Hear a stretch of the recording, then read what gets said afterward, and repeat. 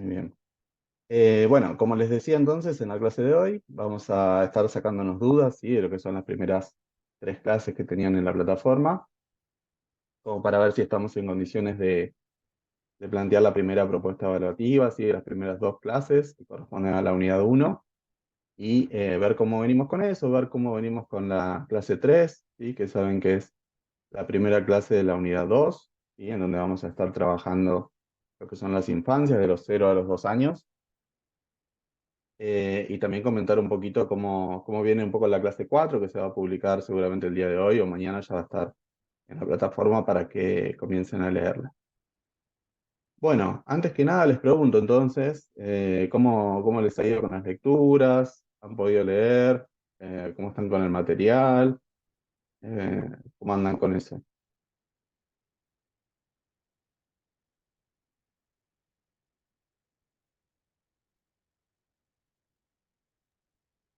De mi parte, bastante bien, porque más o menos es el material que más o menos que vimos el año pasado, Sí, así que más o menos el tema es como que revisar un poquito más, esforzar un poquito más el contenido que me quedaba ahí en el aire, pero bien. bien, por lo menos hasta ahora puedo llegar a entender el material y comprender más ahora. Este año que puedo comprender más que el año pasado, a Bien, mitad de año. bien. Buenísimo, buenísimo. Muy bien.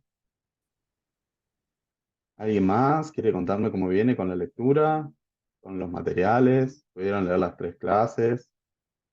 Sobre todo las primeras dos, ¿sí? Porque vamos a plantear el ejercicio evaluativo este fin de semana, seguro. Van a tener, como siempre, entre 10 días y 2 semanas para hacerlo, así que tranquilos con eso.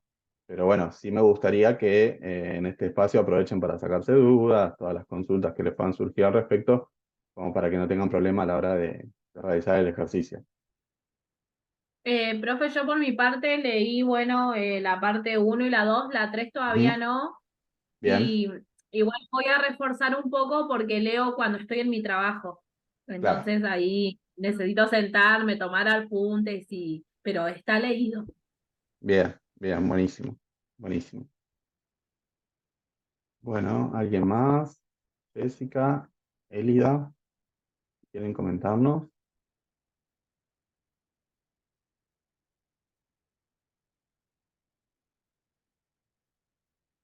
Bueno, vamos a pasar entonces a revisar un poquito, ¿sí? Lo que corresponde con la clase número 2, ¿sí? Que es la segunda clase de la primera unidad. Vamos a repasarlo un poquito, las cosas más importantes, así ya ustedes lo tienen presente al momento de hacer el ejercicio evaluativo. Y luego vamos a revisar un poquito la clase 3, ¿sí? Bueno, la clase 2 es parte de la unidad uno, ¿sí? Que es la unidad que destinamos a la introducción de la materia, y en donde planteamos un poquito, bueno, cuáles son las problemáticas de las que se va a encargar la psicología evolutiva, por un lado, y por otro lado, cómo se constituyó, ¿no? Como área de estudio, ¿sí? Como área de interés dentro del campo de la psicología. Como habíamos visto en la clase pasada, ¿sí? En el encuentro pasado en realidad, tenemos el interés que es cada vez más creciente, ¿no? Con respecto a la niñez y a la infancia, y a partir de ahí, ¿no? Surge este interés con ver, bueno, cuál es la mejor manera de enseñarle a los niños, de que los niños vayan adquiriendo los nuevos conocimientos y las nuevas capacidades que necesitan para desarrollarse en la vida, tanto como niños como después como adultos, ¿sí? Lo que plantea la segunda clase, sí, es volver un poquito sobre los modelos, ¿sí? Sobre los cuales se basó la psicología evolutiva hasta 1960 y de 1970 en adelante. Vamos a comenzar un poquito con lo que es la primera parte, sí, hasta 1960, que esencialmente tenemos dos tipos de modelos, ¿sí? Modelos organísmicos y modelos mecanicistas. Estos son los dos modelos más, las dos vertientes más importantes, digamos, a partir de las cuales se desarrolló lo que es la psicología evolutiva. Por el lado de los modelos organísmicos, ¿sí? Son los modelos clásicos que surgen en la zona europea, ¿sí? Recuerden un poquito lo que habíamos planteado en el encuentro anterior, ¿sí? Esta diferencia entre Locke y Rousseau, ¿sí? ¿Se acuerdan?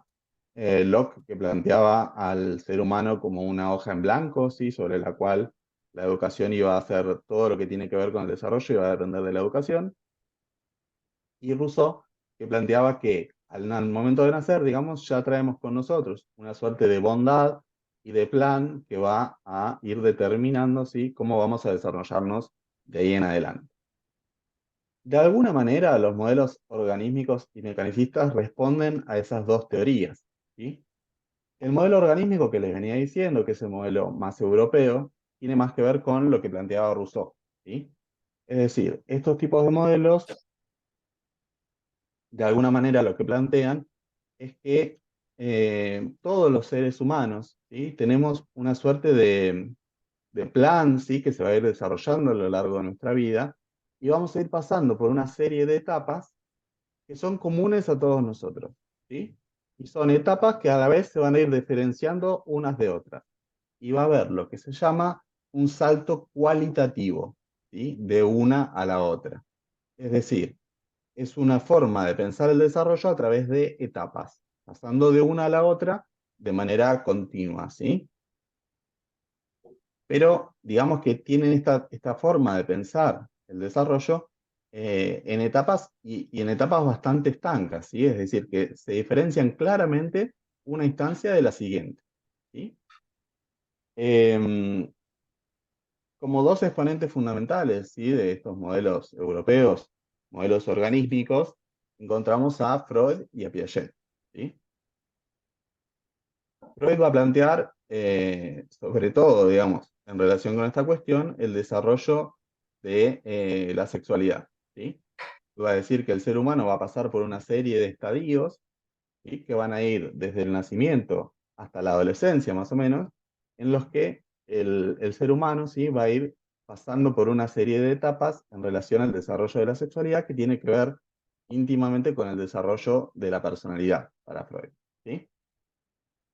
En cuanto a Piaget, Piaget, como habíamos visto, se interesa por el desarrollo más desde lo intelectual, podríamos decir, ¿sí? Desde el desarrollo cognitivo. Y entonces va a plantear una serie de etapas que tienen que ver con ese desarrollo cognitivo. En esas etapas vamos a tener la etapa sensoriomotora, ¿sí? La parte de las operaciones concretas, ¿sí? La parte preoperatoria, ¿sí? Son diferentes etapas en lo que es la teoría piagetiana. Pero esencialmente, ambas teorías son los exponentes más importantes de las teorías orgánicas, ¿sí? ¿Alguna duda con esto? ¿Se entendió más o menos? Yo esa parte es como que me queda media como tildado cuando habla de cuando habla de la sensoría motora la sensoría motora y después la otra que es la preorbital, algo así. Ujú. Esa es como que mucho no, es como que no le engancho. Y eso me Bien, fue la traba del tema del examen que me quedé ahí claro, porque no contesté y no desarrollé bien ese tema. Pero bien, no es como que no, nunca decir, lo leí, el material, pero como que no, es algo que no lo puedo enganchar a cómo se puede referir a cómo es la etapa esa. bien. Bueno, en líneas generales lo que vos estás trayendo es la teoría de Piaget, ¿sí? Que vamos a ver en clases posteriores, pero está bueno refrescarla en este momento. La teoría de Piaget es una teoría que, como les decía, lo que busca es explicar, digamos, de alguna manera, cómo el ser humano va progresando en sus niveles de desarrollo cognitivo, ¿sí? En su manera de adquirir conocimientos, podemos pensar. Piaget va a establecer diferentes etapas, sobre todo con respecto a la edad, ¿sí? Entonces, en los primeros 2 años de vida, Piaget va a decir que lo que prevalece es una inteligencia de tipo sensoriomotora. La inteligencia sensoriomotora tiene que ver con una etapa en que hay ausencia de representaciones, ¿sí? Y que por lo tanto la manera de conocer el mundo que va a tener el bebé o la bebé va a ser a través de la acción, es decir, haciendo cosas sobre el mundo con su cuerpo, ¿sí? Entonces, no sé, quiere conocer una pelota y la agarra, la toca, a veces la va a querer chupar, ¿sí? Son cosas que tienen que ver con esa etapa del desarrollo, ¿sí? Posteriormente a los 2 años, y ahí hay como una bisagra, un cambio, empiezan a aparecer las representaciones, ¿sí? ¿Qué quiere decir esto? Que el bebé ya va a tener interiorizado esa acción que antes realizaba. Es decir, si antes el bebé necesitaba agarrar la pelota para conocerla, ahora esa representación de la pelota ya está en la mente del bebé, ¿sí? O del niño, en este caso de la niña, ¿sí? Entonces, digamos que hay un momento en el que pasamos de la necesidad de accionar sobre el mundo a una capacidad de conocer el mundo a través de las representaciones, ¿sí? Ese es el acceso a la etapa preoperatoria. ¿Qué pasa? Ahí las representaciones recién se están empezando a poner en juego, ¿sí? Entonces, toda la etapa de la preoperación sí va a tener que ver con, de alguna manera, una especie de puesta a punto, ¿sí? De esas representaciones. Y cuando accedemos a la etapa de las operaciones concretas, ya va a haber un manejo mucho más fluido, ¿sí? Y con menos errores que los que había en la etapa preoperatoria. Es decir, para Piaget vamos a pasar de un momento en donde el niño necesita de la acción para conocer el mundo a un momento en que puede servirse de la representación. ¿Sí? Más o menos. Igual lo vamos a Sí, trabajar en clases sí, posteriores, ¿eh? eso es lo que no me quedaba claro, porque cuando yo tenía que realizar en eso, es como que no entendía nada. Entonces ahora volví a leer el material, era como que no, había algo que no podía enganchar y no sabía de este el tema de Piaget, ¿no? Y Mm. entonces era como que eso me quedó tildado a mitad de año y ahora volviendo a este tema, por eso le quería preguntar cómo era, porque era como que me trababa ahí eh, y me ibas a otras etapas que nada que ver, contesté Claro. mal directamente. Bueno, estas primeras clases, clases 3, 4 y 5, vamos a estar trabajando sobre la etapa sensoriomotora, ¿sí? Es decir, desde el nacimiento del bebé hasta los 2 años de vida. Esa es la etapa que denominamos infancias en la plataforma, ¿sí? Después de la clase 5 empezamos a trabajar con niñeces, que ya va de los 2 a los 12 años, ¿sí? En realidad hay dos etapas, de los 2 a los 6 y de los 6 a los 12, pero están dentro de la misma unidad. Y posteriormente a eso trabajamos adolescencias y adultez y vejez, ¿sí? Pero estas clases 3, 4 y 5, vos lo que tenés que tener en mente es que estamos trabajando, o pensando, digamos, en sujetos que todavía no tienen acceso a las representaciones. Vamos a ver que en un momento empiezan a ver alguna especie de atisbo de eso, ¿sí? Algún asomo de eso, pero en líneas generales hablamos de sujetos que se sirven de las acciones para conocer al mundo, ¿sí? Entonces, hay un objeto y el bebé lo va a chupar, lo va a tocar, lo va a apretar, ¿sí? Y va a empezar a conocer de esa manera. Posteriormente, después de estas clases que vamos a ver y después de los 2 años para Piaget, empieza a haber representaciones, ¿sí? Ya no es necesaria esa acción sobre el objeto para conocerlo. Más o menos por ahí va. Vamos a trabajarlo más igual más adelante, así que tranquila con eso, pero bueno, como para que vayas teniendo más o menos una idea. ¿Estamos? ¿Estamos bien? ¿Se entendió más o menos? Sí, sí, es más o menos cuando el niño ya empieza a identificar algunos sonidos, pues una cosa así, que puede llegar a hacer cuando el niño ya comienza a caminar y empieza a querer conocer algunas cosas, unos conocimientos, por ejemplo, el tema del chupete, o algún sonido de un silbato, Claro, manifestaciones que ellos hacen porque deben ser, porque deben para conocer bien el tema del el sentido del sonido, qué sé yo, no sé, es una cosa que psicológicamente el niño se va adaptando a medida de lo que va, está a su alrededor. Sí, bueno, eso es tal cual. El niño constantemente está buscando maneras de adaptarse de mejor manera al medio que lo rodea, ¿sí? Es decir, va a trabajar continuamente en eso. Ahora bien, por ejemplo, a la hora Hasta de que escuchar... busca también el peligro, porque muchas veces los niños cuando comienzan a experimentar, a caminar, comienzan también a buscar ese peligro porque ellos no saben cuál es el accidente que puede llegar a haber Exacto, también. ahí está el punto exacto de la cuestión. Ellos no saben que eso representa un peligro, eso lo sabemos los adultos. Y por eso vamos y le decimos, no, no metas los dedos en el enchufe porque te va a hacer mal, ¿sí? El niño eso no lo sabe y todo lo que ve es nuevo para él y quiere experimentar y conocerlo. Piaget va a decir que el niño es una especie de científico en miniatura, dice él. El niño quiere conocer el mundo que lo rodea, quiere tocarlo, quiere chuparlo, quiere treparse, ¿sí? Es digamos, eso es casi que innato, ¿sí? Entonces, nosotros como adultos tenemos la responsabilidad de protegerlos de esos riesgos, ¿sí? Porque ellos todavía no conocen que hay cosas que pueden consistir en un peligro para ellos. Para ellos todo es chupable, todo es mordible, todo es apretable, ¿sí? Todo. Entonces, bueno, tiene que ver con esa naturaleza de científicos en miniatura que dice Piaget, ¿sí? Y con esta tendencia que va a decir Piaget, que es a la asimilación y a la acomodación. ¿Qué es esta tendencia? Una tendencia a conocer cada vez más el mundo, ¿sí?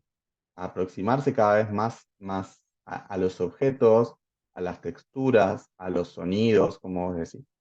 Ahora, una parte que sí es importante mencionar es que no tiene que haber representaciones para que el niño pueda, por ejemplo, reconocer la voz de su papá o de su mamá, ¿sí? Por ahí bebés que son muy chiquitos reconocen la voz de su papá o de su mamá por una cuestión eh, de cercanía, ¿sí? De cierto vínculo de apego que se empieza a generar desde el momento del nacimiento, y sin embargo ellos todavía no tienen representaciones, ¿sí? Podemos decir que la representación, con este ejemplo que vos traías del silbato, por ejemplo, tiene que ver con escuchar un sonido y hacerse la imagen en su cabeza de cuál es el objeto que está emitiendo ese sonido. Por ejemplo, escuchan un silbato y piensan en un silbato, ¿sí? En la imagen de un silbato, por ejemplo. Eso es una representación, ¿sí? O por ejemplo, cuando no está sonando un silbato en ese momento y ellos pueden pensar en ese sonido, ¿sí? Representación viene de ahí, de algo que no está presente en ese momento, sino que el niño puede evocarlo, puede traerlo a su mente cada vez que lo necesite. Y es una imagen mental de alguna manera. No necesita que el silbato esté ahí, sino que el silbato ya lo tiene interiorizado en su mente, ¿sí? Y sabe cómo suena, y sabe cómo se ve, sabe qué forma tiene, ¿sí? Por más que no esté viendo al silbato en ese momento. Eso tiene que ver con la representación. Es un poco difícil, lo vamos a seguir trabajando, ¿sí? Pero está bueno esto que trajiste como para empezar a introducirnos en ese tema, que bueno, puede ser un poco complejo porque es pensar algo que es bastante abstracto, ¿sí? Bueno, tengo un problema con el cargador de la computadora. A ver, déjenme un segundito que veo si lo puedo resolver. Ya vengo.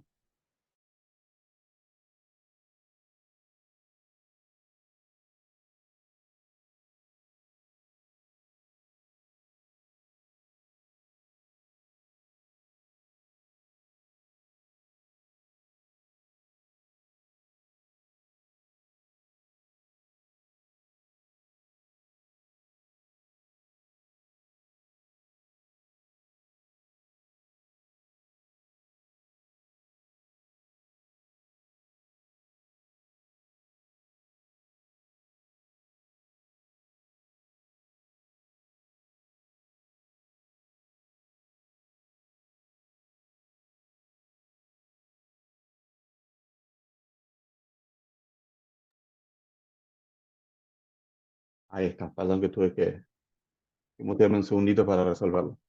Bueno, vamos a pasar entonces a trabajar un poquito lo que son los modelos mecanicistas.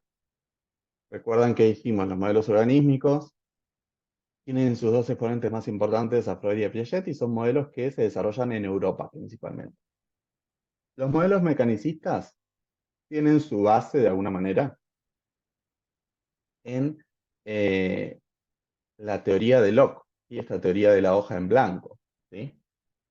Y son modelos que van a principalmente desarrollarse en los Estados Unidos, ¿sí? En Norteamérica. A partir de esta teoría así mecanicista que tiene que ver con,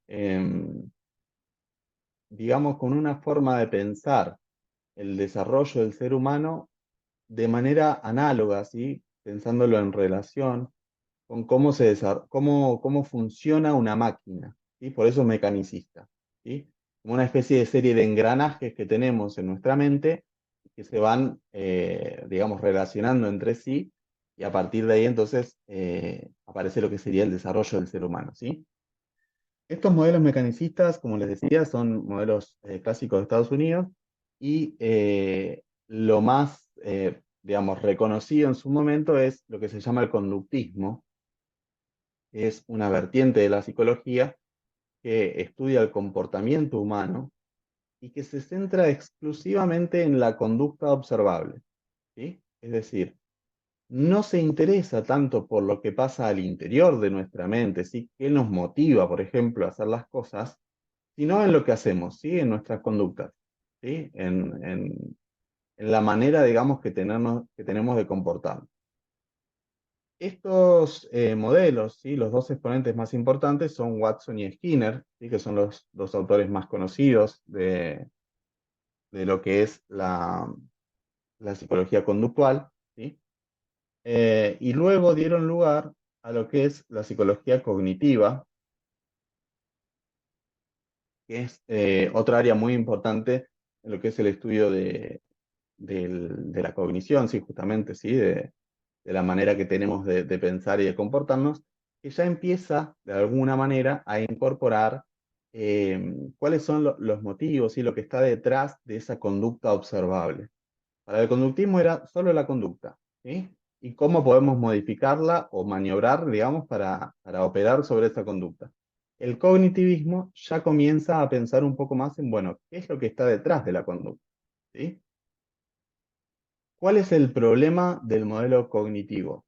Que de alguna manera lo que fue haciendo es segmentar todos los campos de estudio, hacerlos muy chiquititos, ¿sí? Entonces, por ejemplo, se centró en estudiar la memoria del ser humano, pero no, de alguna manera no estudió cómo se relaciona la memoria con, no sé, con otras cosas, con la afectividad, ¿sí?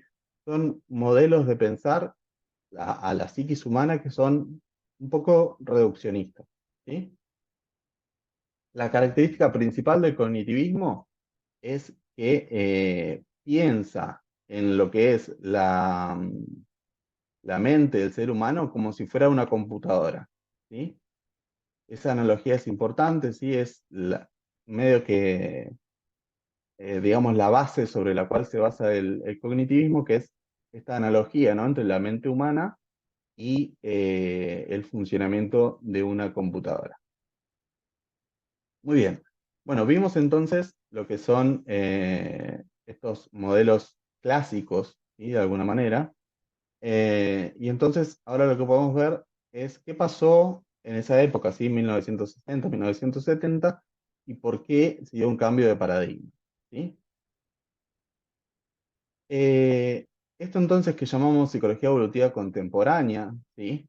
Se ve revolucionada por lo que llamamos la psicología del ciclo vital, ¿sí? Que lo que viene a conmover de alguna manera, ¿sí?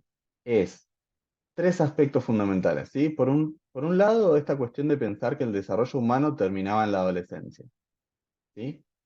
Esto, para la perspectiva del ciclo vital, no es así. Es decir, el desarrollo del ser humano va a ser desde nuestro nacimiento, es más, desde nuestra concepción hasta el momento en que morimos, ¿sí? Es decir, la perspectiva del ciclo vital abarca justamente todo el ciclo vital y no solamente hasta la adolescencia, como planteaban, por ejemplo, Freud o Piaget, que decían que en ese momento terminaba el desarrollo como tal, ¿sí?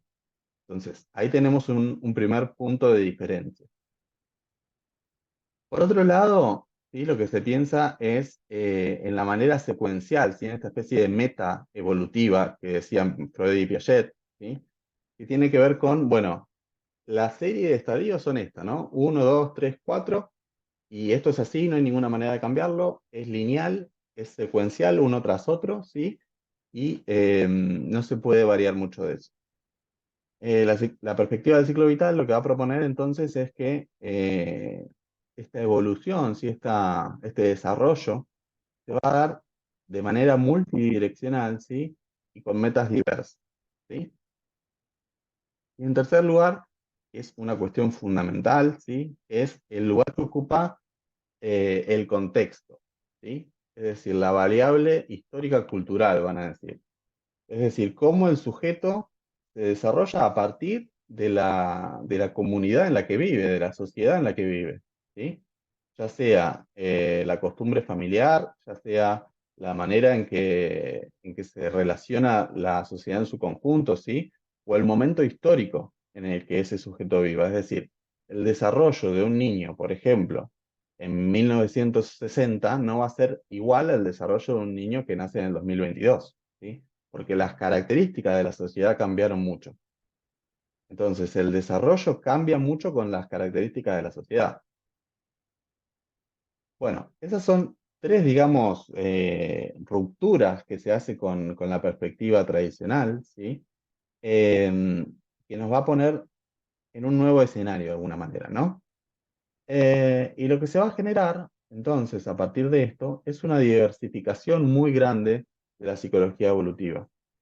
Es decir, pasamos de tener estos quizás dos modelos, ¿sí? Modelos de tipo organímicos o modelos de tipo mecanicistas, a tener una variedad de disciplinas, ¿sí? O de ramas que se encargan de pensar en las problemáticas de la psicología evolutiva. A partir de ahí, entonces, podemos decir que va habiendo como una flexibilización del campo de la psicología evolutiva, ¿sí? Em, Y uno de los avances muy importantes que hay tiene que ver con la etología, ¿sí? Que es el estudio científico del comportamiento, que de alguna manera lo que dice es que, bueno, los seres humanos traemos incorporados en nosotros, ¿sí? Una suerte de conductas que van a ser los reflejos, que vamos a ver la clase siguiente, ¿sí? Eh, los reflejos que de alguna manera ya sientan la base a partir de la cual nos vamos a relacionar cuando venimos al mundo. Es decir, no somos una hoja en blanco, no es que venimos al mundo sin nada, ¿sí? Sino que ya traemos en nuestro código genético, vamos a ver después, ¿no? Ya traemos una serie de conductas que nos van a permitir relacionarnos desde el momento en que nacemos y que se van a activar, ¿sí? Una vez que empecemos a tener algún tipo de relación o vínculo con nuestros progenitores, en el mejor de los casos, ¿sí? Esos adultos que estén para brindarnos nuestros cuidados, ¿sí? Entonces, ahí de alguna manera se termina de cerrar lo que es esta idea de la tabula rasa, se deja un poco de lado, ¿sí?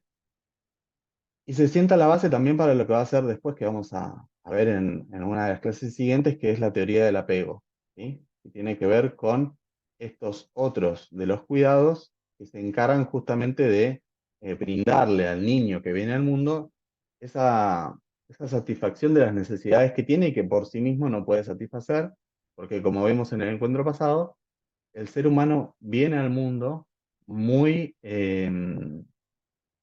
muy poco desarrollado, ¿sí? Es decir, el niño nace en el mundo y necesita de un adulto que lo cuide, que lo alimente, que le dé un lugar donde desarrollarse, que le brinde afecto. Y un bebé por sí solo, si nace al mundo y no hay alguien que se encargue de esas necesidades, no sobrevive, ¿sí? Volvi lo que va a estudiar entonces es cómo son esos primeros vínculos entre el niño y esos adultos que están con él y que lo acompañan. Eso es lo que vamos a ver después como teoría del apego, ¿sí? Bueno,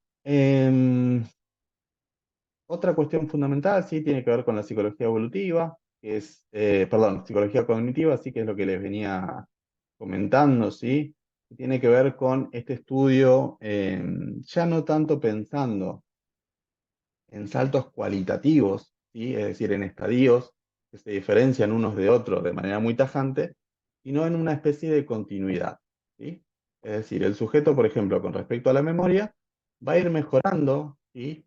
Momento a momento, y va a ir flexibilizándose y va a ir teniendo cada vez más alternativas en cuanto a la memoria, em, pero no a través de este salto de estadios, que es lo que planteaba Piaget de alguna manera, ¿no? Sino que es un desarrollo más continuado, menos por etapas y más como un desarrollo único, ¿sí? Continuado. Em, bueno, las últimas dos que nos quedan, sí, son la perspectiva ecológica. De la perspectiva ecológica, lo más importante que ustedes sepan es que es la que le da fundamental lugar a los vínculos familiares, ¿sí? Es decir, cómo interactúa el sujeto con sus padres, con sus hermanos, ¿sí? Con esos sujetos que están cerca de él, ¿sí? Que constituyen su núcleo familiar. Y después, más allá de eso, cómo se relaciona también con otras figuras, ¿sí? Por ejemplo, los maestros o las autoridades, ¿sí? O las instituciones, pero digamos que se va a centrar más que en el sujeto en sí mismo, en el individuo en sí mismo, en las relaciones que ese individuo tiene con el contexto, ¿sí? Y el individuo en sí mismo, es decir, el niño o la niña, va a ser para esta teoría, que es la teoría ecológica, un sujeto activo, ¿sí? Es decir, que forma parte de esa relación. La última que tenemos para ver, ¿sí? Es la teoría sociohistórica, que es la teoría de Vygotsky, ¿sí? Que otorga un papel central a lo que es lo social y que va a decir que el desarrollo va a ir de lo interpsicológico a lo intrapsicológico. ¿Qué quiere decir esto? Que el conocimiento de alguna manera ya está en la sociedad, ¿sí?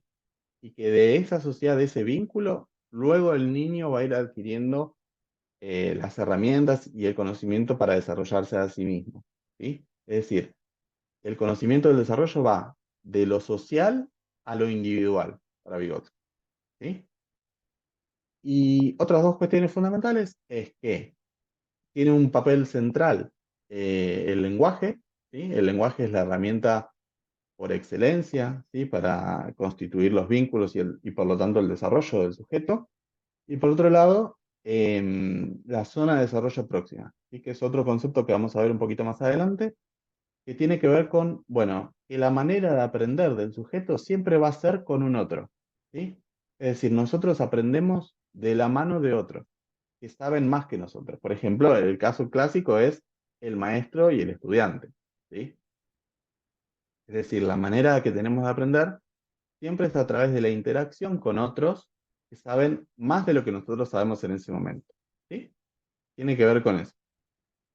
Bueno, creo que con eso hicimos un repaso de la clase 2, ¿sí? Está después lo que es las controversias conceptuales, no es tan importante, léanlo, ¿sí? Pero creo que con eso, medio que entre este encuentro y el anterior, tenemos para cerrar la unidad 1 y poder hacer la actividad evaluativa. Por eso ahora, después del corte, volvemos al mismo link. Vamos a ver alguna duda, ¿sí? Que haya quedado con esto para poder hacer la actividad. Y después charlamos un poquito sobre la clase 3 y lo que sería esta clase 4 que va a estar esta semana. ¿Sí? ¿Les parece? Queda menos de un minuto, así que las invito Bueno, a volver a entrar, ¿sí? En bueno, el mismo link. Perfecto. listo.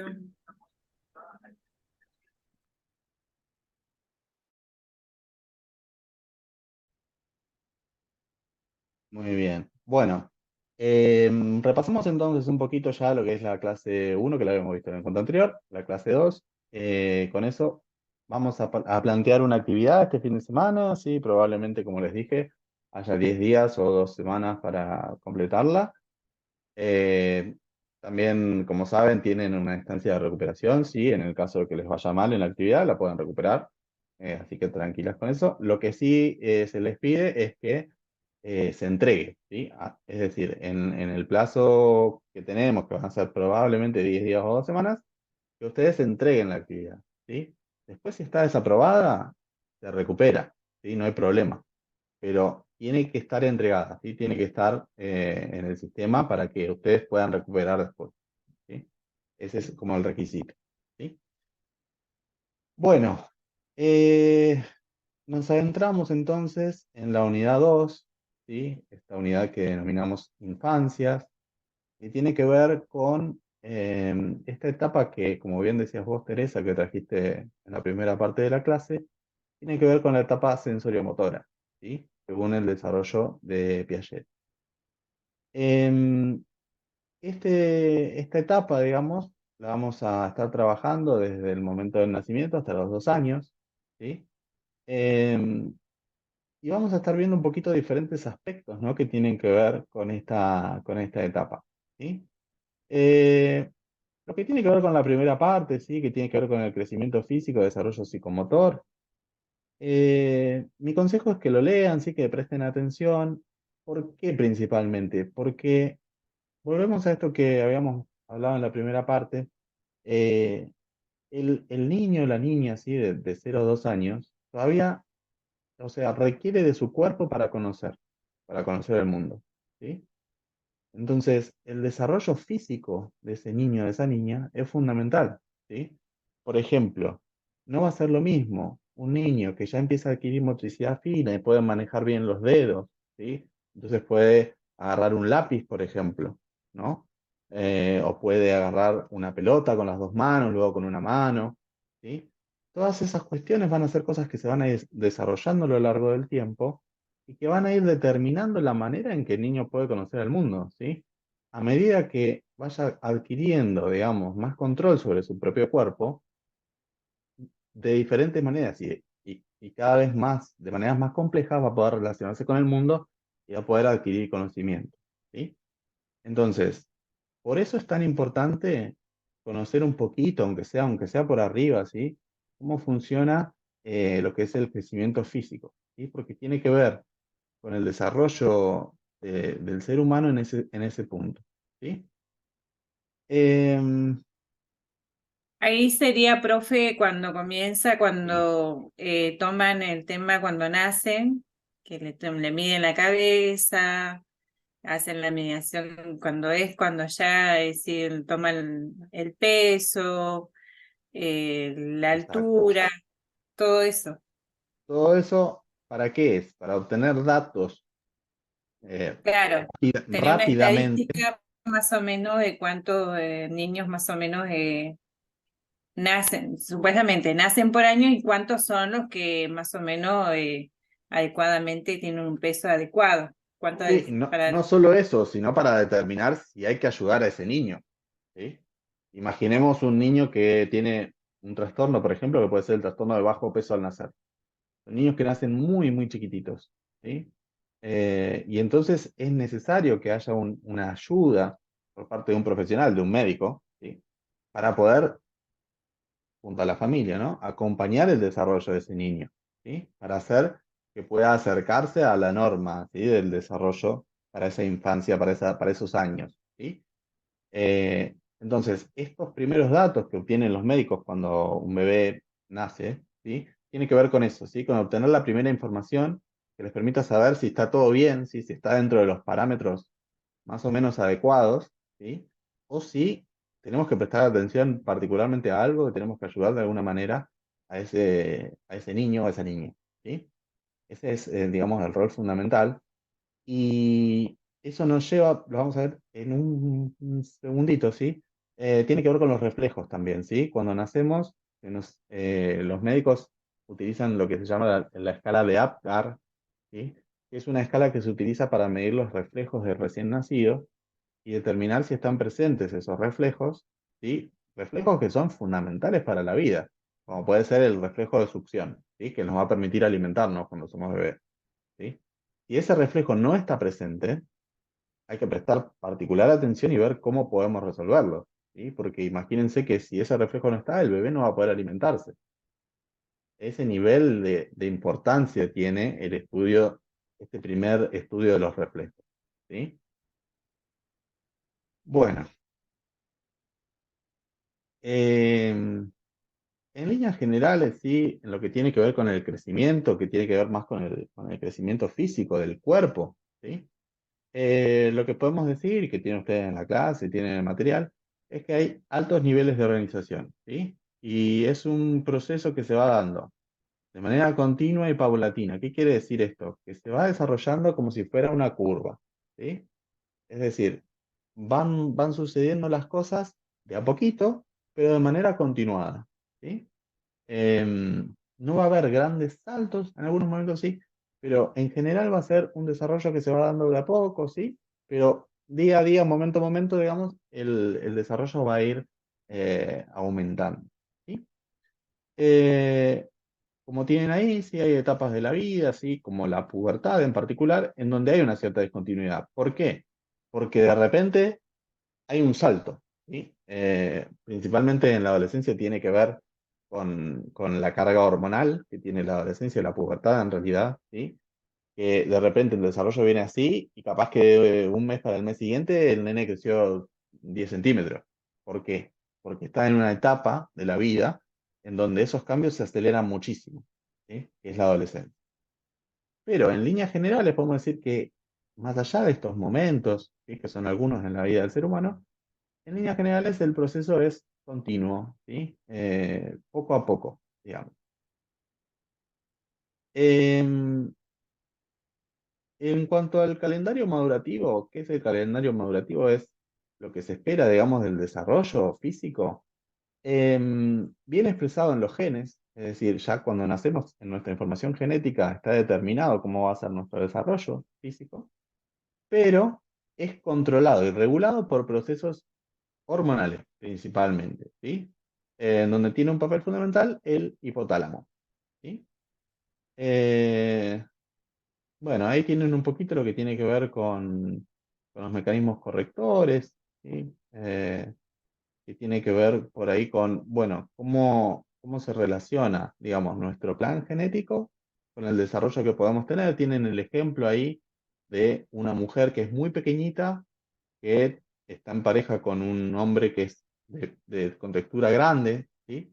Entonces, el bebé que nace, o sea, que se está creciendo en el útero de la mamá, cuando nace va a tener un tamaño pequeño. ¿Por qué? Porque son las posibilidades del cuerpo de la mamá.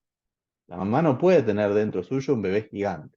Ahora, quizás en los códigos genéticos de ese niño, por el padre que tiene, es esperable que ese niño crezca mucho. Entonces va a haber un mecanismo así que se va a poner a jugar, que va a tener que ver con que, bueno, quizás ese niño que se espera que sea grande, dentro de todo de contextura grande, por el código genético que trae de su papá, va a crecer de manera más rápida que otro, ¿sí? Eso se llaman mecanismos correctores y tienen que ver con, bueno, con esa curva de crecimiento que por ahí se puede modificar y se tiene que acomodar, ¿sí? Eso depende del hipotálamo, que es un sector de nuestro cerebro, ¿sí? Em, en líneas generales, sí. Por eso que se hace los controles cotidianamente del niño para ver su desarrollo también. Por eso es que es importante realizar el control cuando el niño va creciendo. Ujú. Es decir, que los mismos pediatras te van diciendo, y bueno, si ellos ven que hay algo que a ellos le están llamando la atención, ya Ujú. comienzan a tratar de ver de cómo llevar el tema del desarrollo del niño también. Totalmente. Y además hay una cuestión. Esta capacidad, digamos, de corregir la curva de crecimiento es limitada, ¿sí? O sea, por eso es importante identificar si hay alguna problemática lo más rápido posible, ¿sí? Por ejemplo, una problemática bastante frecuente es la de malnutrición o desnutrición, ¿sí?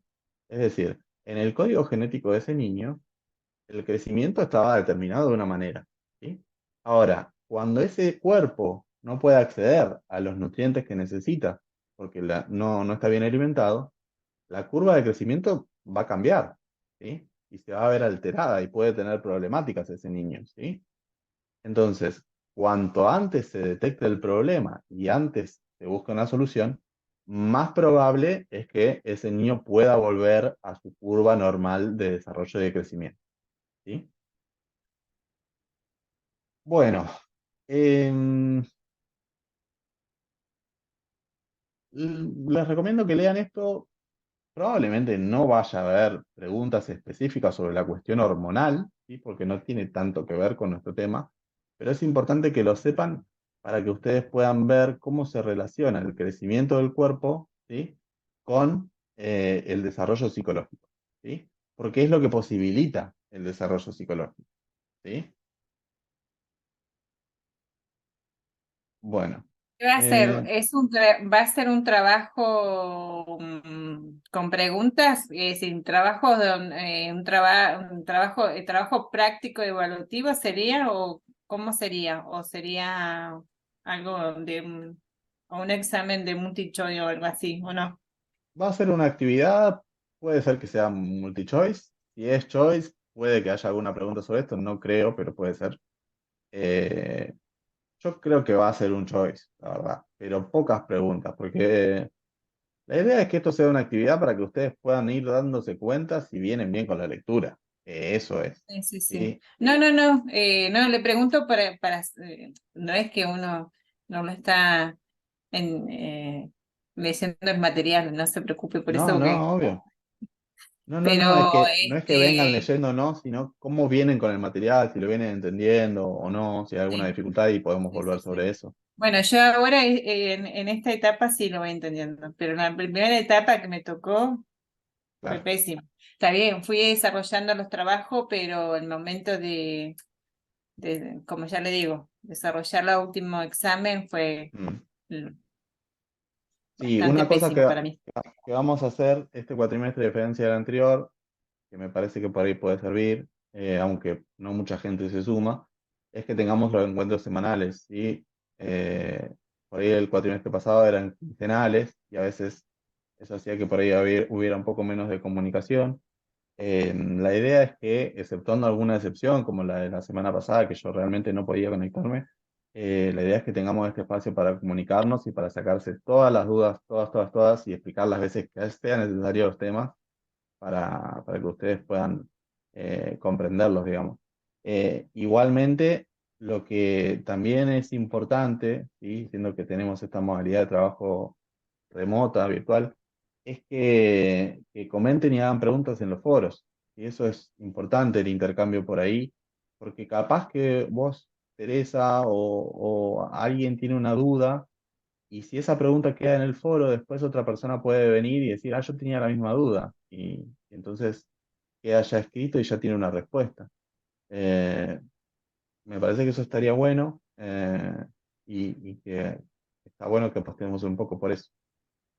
Que esté Em, Yo habilitado, tengo porque muchas veces el foro no sabe estar habilitado también. no les anda bien el foro, es importante eso porque lo tenemos que modificar.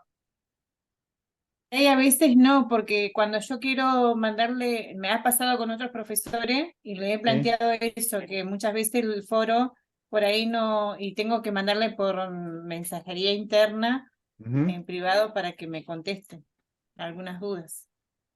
Ok, bueno, si en algún momento quieren escribir en el foro y no pueden, avisen porque sí tenemos que ver cómo lo podemos corregir, porque es una herramienta que está buena y es fundamental.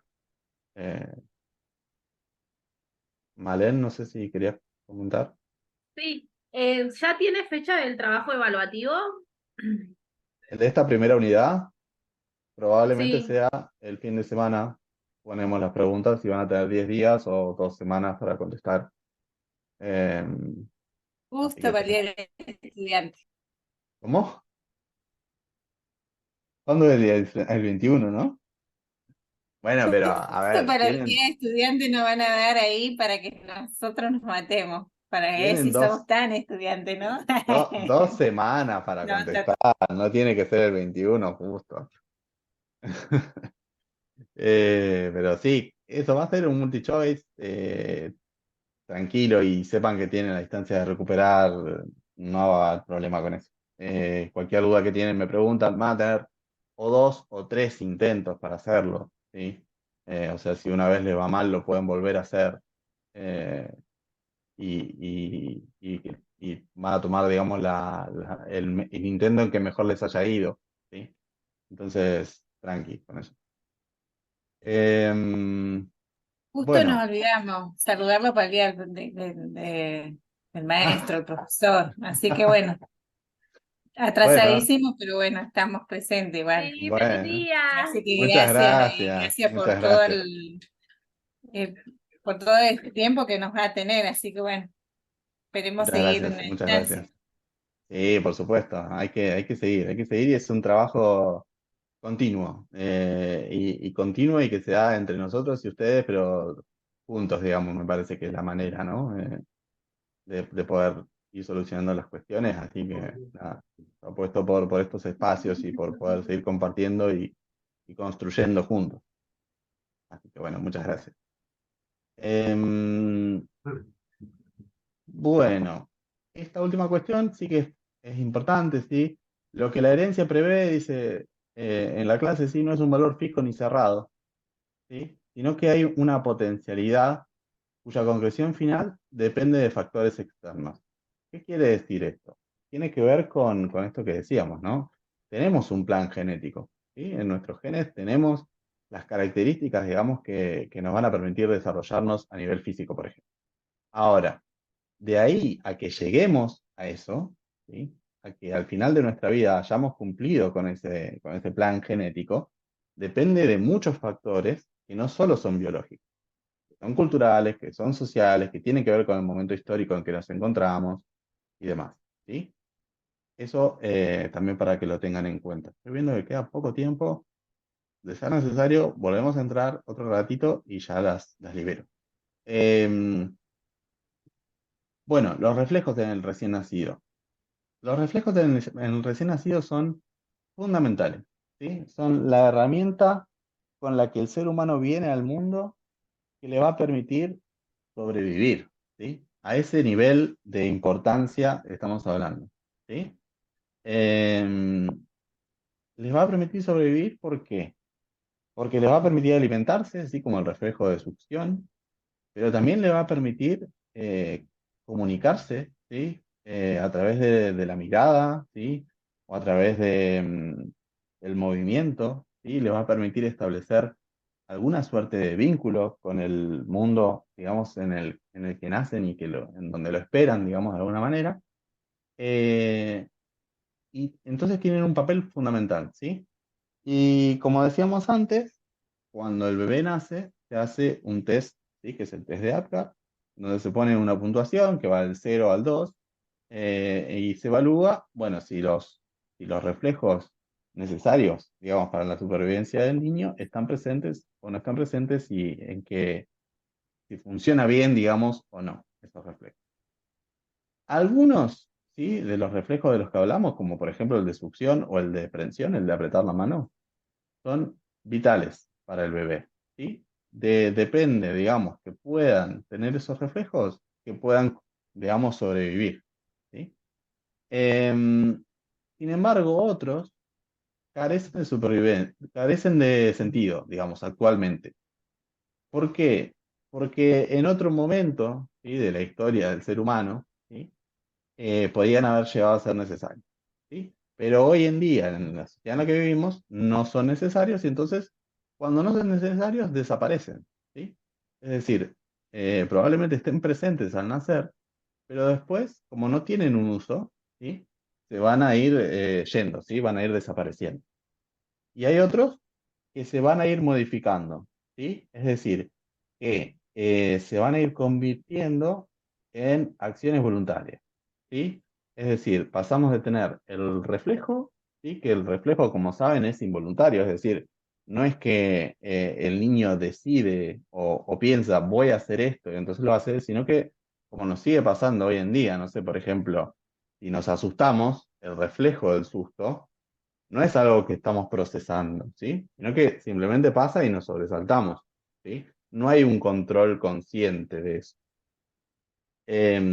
Entonces, algunos reflejos se van a mantener así y van a seguir siendo de esa manera, van a seguir siendo reflejos. Otros van a desaparecer, que son los que no tienen un uso, ¿sí? Los que no tienen una utilidad. Y otros se van a ir modificando ¿para qué? Para poder ser controlados ahora sí de manera consciente, ¿sí? Em, Muy bien, eso en cuanto a los reflejos. Es muy importante, sí, que entendamos el rol fundamental que tienen los reflejos en la supervivencia del ser humano, ¿sí? Son la base a través de la cual el niño va a poder sobrevivir, ¿sí? Entonces tienen un rol fundamental. Eh, muy bien. Hemos visto entonces un poquito lo que tiene que ver con los reflejos, ¿sí?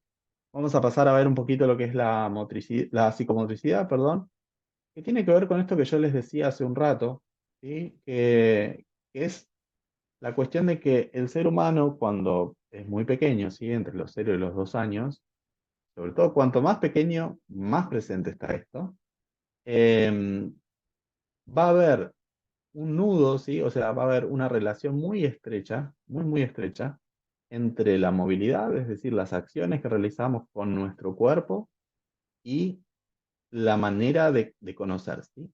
Entonces, por eso dice, la psicomotricidad es un nudo que ata movimiento y psiquismo, ¿sí? ¿Por qué? Porque para conocer el mundo necesitamos de nuestro cuerpo y necesitamos de nuestra acción sobre los objetos, ¿sí? Entonces, el desarrollo en esta etapa va a estar muy determinado por esas acciones que podemos hacer sobre los objetos, ¿sí? Y por eso esta relación tan estrecha entre movimiento y psiquismo, ¿sí? Em, bueno, acá hay una frase que también está buena de la clase, ¿sí? La meta del desarrollo psicomotor es el control del propio cuerpo hasta ser capaz de sacar de él todas las posibilidades de acción y expresión que cada uno le sean posibles, ¿sí? Es decir, va a ser también la psicomotricidad de esta cuestión de ir pudiendo controlar nuestro cuerpo, pudiendo realizar cada vez acciones más complejas con nuestro cuerpo, ¿sí? Que tienen que ver, por ejemplo, con la motricidad fina, como les decía. La acción de escribir, por ejemplo, que es fundamental en nuestra cultura, requiere que nosotros podamos agarrar el lápiz de una cierta manera, mover la mano de una cierta manera, ¿sí? Entonces, eso va a ser algo que no viene dado desde que nacemos, sino que es algo que se va a ir construyendo y que se va a ir desarrollando con el paso del tiempo, ¿sí? Bueno, podemos entonces hablar de que hay un progresivo control, ¿sí? Sobre las diferentes partes de nuestro cuerpo que se va a ir dando según dos leyes muy importantes del desarrollo, ¿sí? Que son la ley cefalocaudal y la ley próximo-distal, ¿sí? La ley cefalocaudal va a decir que el desarrollo y el control de nuestro cuerpo va a ir desde la parte de arriba, desde nuestra cabeza, digamos, hacia la parte de abajo, hacia nuestros pies. Entonces, lo primero que va a controlar un niño, ¿sí? Va a ser los músculos del cuello, por ejemplo, ¿sí? Para aprender a girar su cabeza, ¿sí? Para aprender a mantenerse erguido, ¿sí? Eso va a ser lo primero que el niño va a empezar a desarrollar. Y probablemente el movimiento de los pies, no sé, de los dedos de los pies y demás, va a ser de las últimas cosas que se van a desarrollar, ¿sí? Es decir, va de la cabeza a los pies. Esa es la ley cefalocaudal. La otra ley de maduración es la ley próximo-distal, que quiere decir que el desarrollo, ¿sí? Va a ir en la maduración, ¿sí? Va a ir desde el centro de nuestro cuerpo, así como si tuviéramos una línea imaginaria acá, hacia la parte exterior, es decir, desde el pecho, por ejemplo, hacia las extremidades, nuestros brazos, ¿sí? Entonces, primero probablemente vamos a poder controlar los músculos de nuestro hombro, ¿sí? Luego vamos a poder mover un poco nuestros codos, ¿sí? Tener cierto control sobre eso. Y luego nuestras manos, ¿sí? Y por último nuestros dedos. Ahí está.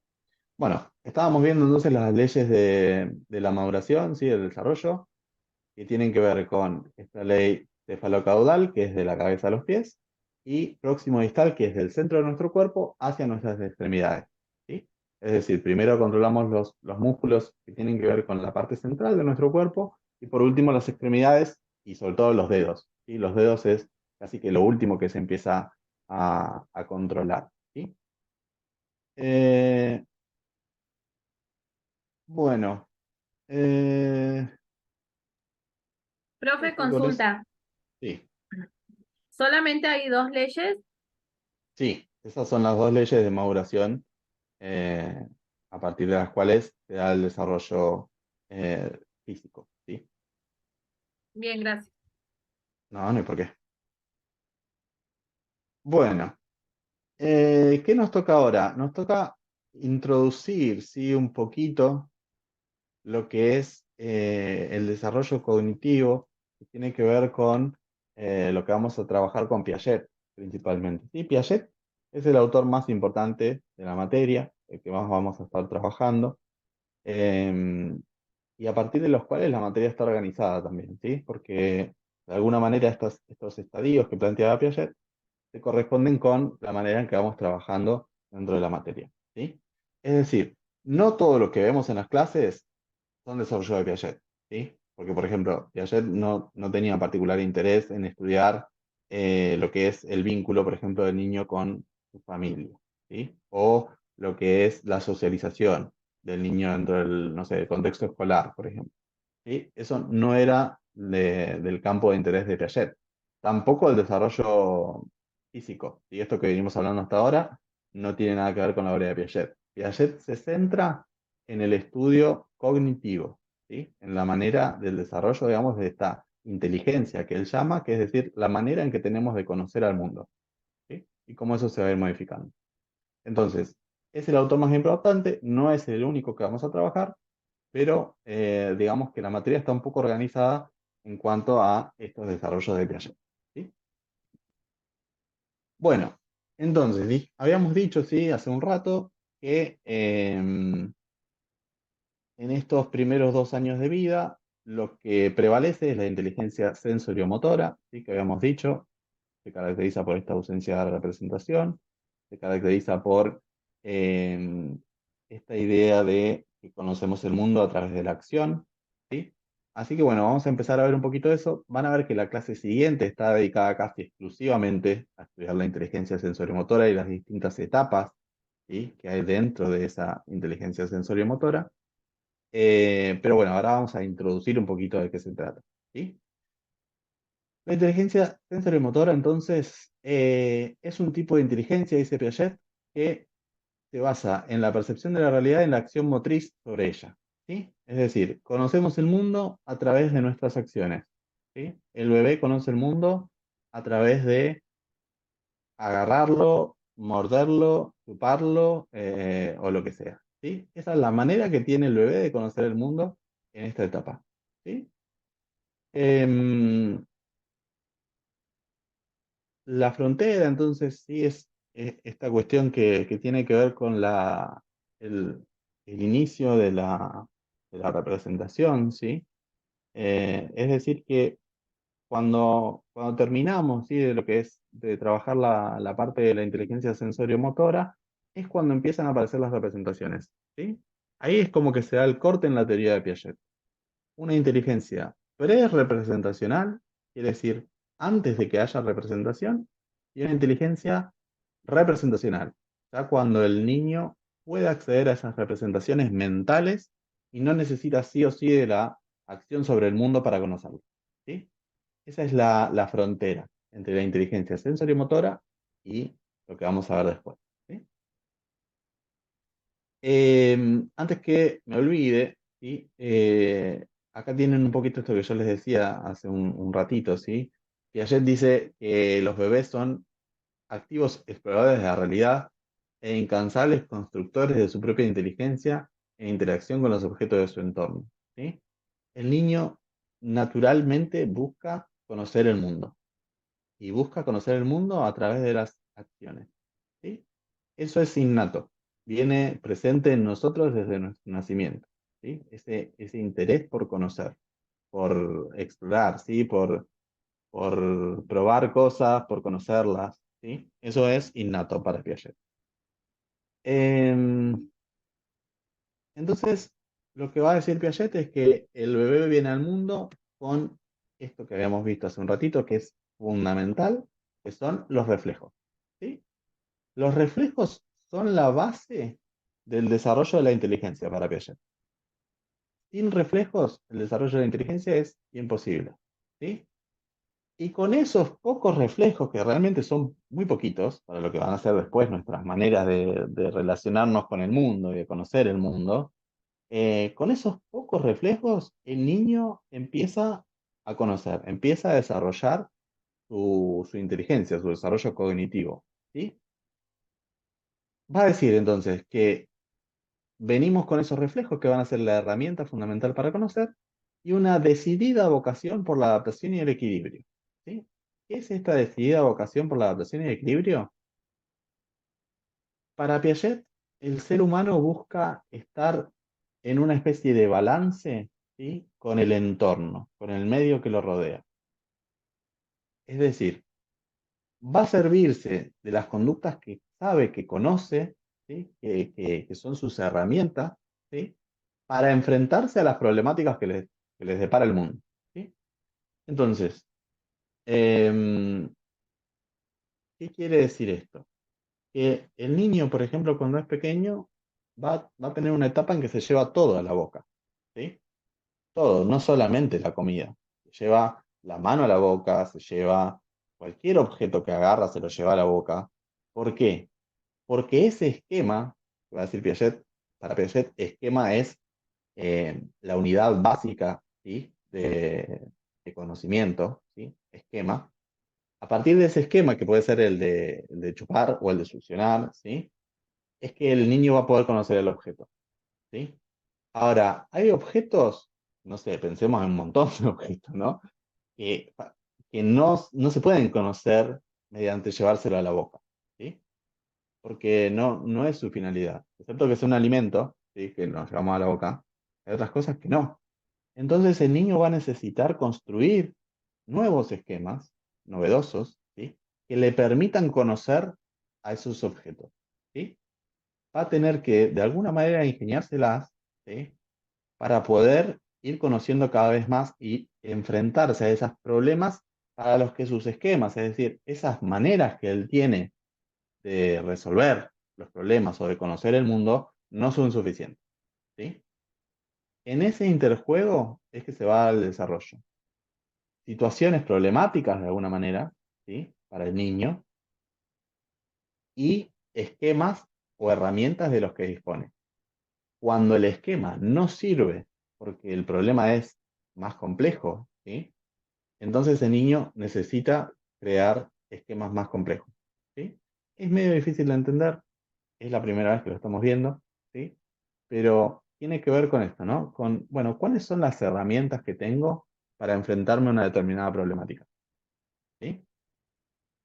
El niño por ahí como cuando no quiere, no, es decir, cuando está en una situación, Ujú. comienza con sus berrinches también. También es eso, también el tema de que cuando por ahí no pueden llegar a solucionar su problema, ¿qué hacen? Gritan, empiezan a gritar para ver si el Sí, entorno, a ver si se da cuenta de que él quiere tratar de solucionar ese problema que él está buscando, tal cual, tal porque cual. pasa también. Es una expresión de frustración de alguna manera, ¿no? Es, yo quiero conocer esto y no puedo. Con los esquemas que tengo no me alcanza, ¿sí? Entonces, va a tener que pasar algo, ¿sí? Van a tener que combinarse los esquemas de tal manera que yo pueda resolver ese problema, ¿sí? Ese es el motor del desarrollo para Piaget. Problemas para los cuales las herramientas, los esquemas, ¿sí? Herramientas y esquemas podemos usarlos de alguna manera como sinónimos. Las herramientas que tiene el niño no alcanzan, ¿sí? Entonces aparece esta frustración, que vos decís, Teresa, que está muy bien porque es lo que aparece en esa situación, y después tiene que aparecer una herramienta nueva que le permita solucionar ese problema, y así sucesivamente, ¿sí? Lo que Piaget va a decir es que cuando se presenta ese problema que el niño no puede resolver, hay un desbalance, ¿sí? Es decir, el problema está acá y las herramientas que tiene el niño está acá. La tendencia normal, ¿sí? Del niño es encontrar herramientas que lo lleven acá, ¿sí? Y que vuelva a haber un equilibrio entre la problemática y las herramientas que el niño tiene, ¿sí? Y así sucesivamente, ¿no? Cada vez situaciones más difíciles, más complejas y herramientas cada vez más complejas, ¿sí? Va un poco por ahí. Bueno, vamos a ir un poquito a la letra, así, de estos estas definiciones que son importantes, ¿sí? Estos conceptos básicos. Entonces dice, Piaget postula que cuando al niño se le presenta un problema o situación nueva, intenta resolverlo con los esquemas de los que dispone, ¿sí? En principio, conductas muy rudimentarias o básicas, ¿sí? Como puede ser chupar, como decíamos recién. Sin embargo, a veces esos esquemas no son suficientes. En ese caso, el individuo queda en un estado de desequilibrio con respecto al medio, ¿sí? El problema es más complejo de lo que yo puedo resolver. Y entonces aparece la frustración. Ante ese desequilibrio, ¿sí? El niño deberá buscar nuevas alternativas o modificar sus esquemas previos. Esta es la noción de acomodación, ¿sí? Tengo ciertos esquemas previos que tienen que ser modificados para poder resolver el problema, ¿sí? Para ir construyendo de esta manera esquemas más complejos, ¿sí? Acciones cada vez más refinadas y complejas. Estas situaciones conflictivas y las soluciones lo van llevando a niveles de adaptación cada vez más elaborados, ¿sí? El motor del desarrollo para Piaget son estos desafíos que se le presentan al niño y para los cuales los esquemas que tiene para resolverlos no alcanzan. Entonces, tiene que crear esquemas nuevos, crear herramientas nuevas, ¿sí? Bueno, dos conceptos claves, entonces ya estamos llegando al final de la clase. Dos conceptos claves que son asimilación y acomodación, ¿sí? La asimilación para Piaget consiste en repetir los esquemas, ¿sí? Van a ver que hay una noción muy importante que vamos a ver la semana que viene, que son las de reacciones circulares, que tiene que ver con la repetición de los esquemas, ¿sí? El nene chupa, por ejemplo, y se lleva a la boca todo. No importa que sea comida o no sea comida, ¿sí? ¿Por qué? Porque así practica, practica, practica, practica, practica, practica, y va refinando cada vez más ese esquema, ¿sí? Y lo tiene cada vez más disponible, y le es más fácil, y cada vez tiene que pensar menos en eso que está haciendo, ¿sí? Por eso practica. El bebé van a ver, más allá de que obviamente que ayuda a que haya un medio que lo estimule, el bebé naturalmente practica, ¿sí? Y repite las acciones una y otra y otra y otra y otra vez. A veces que a los adultos nos parece excesivo. Por ejemplo, no sé, si le estamos leyendo un libro a un nene, hay veces que va a querer que lo leamos y lo leamos 1000 veces y voy a decir, pero ya te lo leí. No, bueno, ellos quieren leerlo muchas veces porque van interiorizando de esa manera los contenidos de ese libro, por ejemplo, ¿no? Con los esquemas pasa lo mismo. Se practica, se practica, se practica para ir mejorando y para ir siendo cada vez más eficiente con esos esquemas. Pero ahora, profe, se va modificando porque ves, los libros se van en el tema de las tecnologías, Sí, ahí, porque bueno, prefieren ya más la ya ahí es es como todo que un tema. los libros ya no existen para muchos, así que más si tienen un juego, capaz que están con ese jueguito y lo repiten miles Sí, de veces y capaz que uno le dice basta y es como que ellos buscan la manera esa de ver hasta sí, dónde llega el sí, tal punto cual. de la debilidad de los padres también. Bueno, también en nuestro trabajo tratemos de que no mueran los libros, ¿no? De poder seguir leyéndole a los nenes y que ellos, no digo que no interactúen con la tecnología porque eso es imposible, ellos naturalmente van a interactuar con la tecnología, pero está bueno que también tengamos esas otras alternativas y que podamos también, como hablábamos antes, ¿no? El tema de los límites, podamos poner límites con la tecnología, por ejemplo, ¿no? Que es súper difícil, pero es muy importante, porque no es la única manera de aprender, ¿sí? Es una más de otras. Bueno, vimos entonces lo que es la asimilación, ¿sí? Y hay una cosa que es fundamental para que entendamos un poquito esto que pasa con los reflejos, ¿sí? La acción de chupar, ¿sí? Por ejemplo, tiene un valor fundamental que es el de alimentarse cuando el bebé nace, ¿sí? Porque es tomar el pecho de la madre. Ahora, cuando va creciendo, ese mismo esquema le sirve para muchas otras cosas, ¿sí? Entonces pasamos de un reflejo que tiene una finalidad puramente de supervivencia a una acción que le sirve para conocer al mundo, ¿sí? Ese es el nivel del desarrollo que pueden tener los reflejos, ¿sí? Y por eso son tan importantes. Em, bueno, esto, ¿sí? Fundamental para cerrar. ¿Qué pasa entonces cuando un esquema como que un esquema puede ser chupar, por ejemplo, no sirve para las características del objeto, ¿sí? Esto que hablábamos antes. Está este desnivel entre la problemática, que acá llamamos las características del objeto, la problemática, y la acción o el esquema de acción que el niño posee. Bueno, ahí es necesario entonces que frente a ese desequilibrio, ¿sí?, sea necesario modificar los esquemas previos para restaurar el equilibrio. Esa modificación, ¿sí?, esa modificación se llama acomodación. Es decir, ya no repito el mismo esquema 1000 veces para practicarlo. No, lo tengo que modificar para que me sirva para enfrentarme a ese nuevo problema que es distinto, que es más difícil. ¿Sí? ¿Entendió más o menos la clase 3? Son muchas cosas, entiendo que son muchas cosas, y por eso les pido que cualquier duda que tengan la comuniquen. Si no andan los foros, nos avisan para que lo podamos solucionar lo antes posible. Y eso de alguna manera cierra lo que es esta introducción, ¿no?, a las nociones de Piaget. Van a ver que la clase 4, ya hago este comentario y ya las dejo ir, tiene que ver directamente con el estadio sensorio-motor, ¿sí? El estadio sensorio-motor, a su vez, dentro de sí mismo, tiene varios subestadios, ¿sí?, en los que van a ir pasando distintas cosas, ¿sí?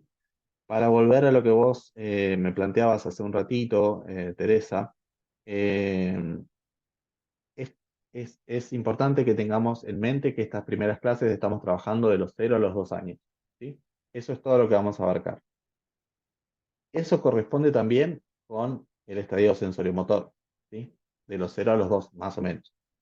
Y dentro de ese estadio sensoriomotor va a haber subestadios, que es lo que vamos a ver la clase que viene, ¿sí? En cada subestadio van a ir pasando diferentes cosas.